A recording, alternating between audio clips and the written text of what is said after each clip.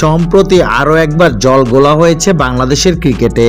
2023 one day বিশ্বকাপের তদন্ত কমিটির রিপোর্ট চলে এসেছে একাধিক গণমাধ্যমে, যেখানে চন্ডিকা হাথুরুসিংহকে প্রধান কোচের পদ থেকে বিদায় করার জন্য নাসুম আহমেদের চরকাণ্ড গণমাধ্যমে ফাঁস করার ব্যাপারে তামিম ইকবাল এবং জালাল ইউনুসের দিকে আঙুল তোলা হয়েছে বলে জানিয়েছে একাধিক গণমাধ্যম। এই ঘটনায় বেশ উত্তপ্ত হয়ে উঠেছে দেশের ক্রিকেট অঙ্গনের পরিস্থিতি। এবার এই ব্যাপারে মুখ খুললেন তামিম ইকবাল। নিজের এক ফেসবুক পোস্টে যারা তার ভাবমূর্তি ক্ষুণ্ণ করার চেষ্টা চালাচ্ছেন তাদেরকে তামিম জানিয়েছে, আমি আপনাদের সঙ্গে কখনোই হাত মেলাবো না। দীর্ঘ ফেসবুক পোস্টে তামিম লিখেছে, আমি আপনাদের সঙ্গে কখনোই হাত মেলাবো না। যারা আমার পিছু নিয়েছে, আমার ভাবমূর্তি নষ্ট করার চেষ্টা করছে আমাকে হাত করার জন্য, সেই মানুষগুলোকে বলছি আমি কখনোই আপনাদের সঙ্গে হাত মেলাবো না। তামিম আরও লিখেছে, আমি যদি কখনো ক্রিকেট প্রশাসনে আসি সঠিক পথ ধরেই আসবো এবং শুধুমাত্র ক্রিকেটের ভালোর জন্যই আসবো। প্রয়োজন হলে কখনো ক্রিকেট বোর্ডে আসবো না, তবুও আপনাদের সঙ্গে হাত মেলাবো না।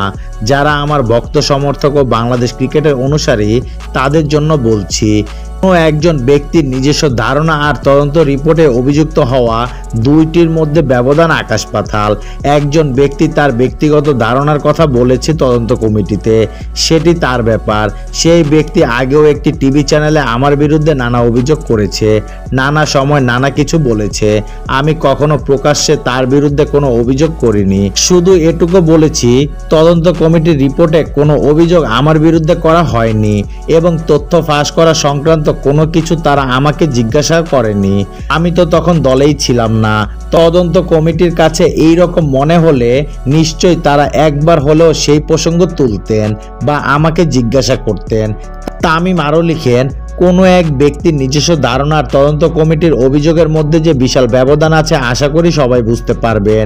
এই ব্যাপারটিকে যারা ভিন্নভাবে উপস্থাপন করছেন অসৎ উদ্দেশ্য নিয়ে, তাদেরকে আবারও বলছি, আমাকে কোনোভাবেই আপনাদের কাতারে পাবেন না।